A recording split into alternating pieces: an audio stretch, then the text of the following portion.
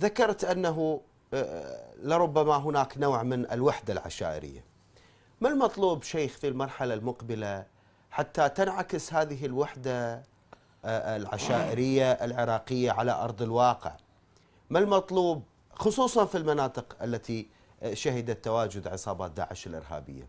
ما الذي عليها أن تسلكه حتى تسلم وتأمن؟ أول شيء المطلوب يكون السلطة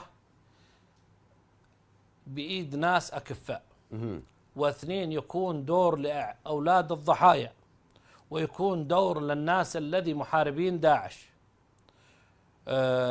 من الناس اللي محاربين لداعش هو الفكر السلفي المعتدل، وهؤلاء لهم فضل على المنطقة.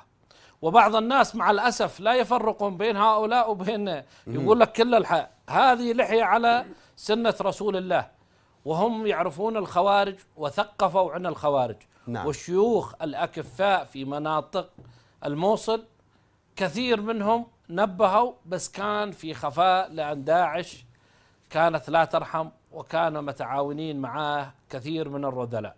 طيب إذن شيخ الفكر، هل تعتقد أنه في المرحلة المقبلة نحن بحاجة إلى نوع من الفكر المعتدل، أن يكون الخطاب خصوصا لربما هناك من يلوم المنابر، ولكن إذا كنا منصفين سنقول أن هذا الأمر هو جزء، لأنه بحسب ما ذكرت شيخ فإن الفساد والمال وشراء الذمم كان صفة أخرى يستخدمها الإرهاب وهذه العصابات في مشروعها الذي بان في 2014 في العراق.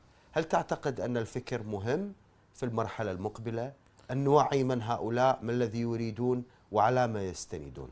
نعم، هؤلاء أكثر من يعرفهم هم الفكر السلفي. نعم. والواجب المنابر لا يصعد عليها إلا الناس الأكفاء الذي يتكلمون بما يرضي الله ورسوله. لا يصعد على المنبر وهو مسيس وعنده أهداف سياسية ويتكلم ويبايع أشخاص خارج وداخل.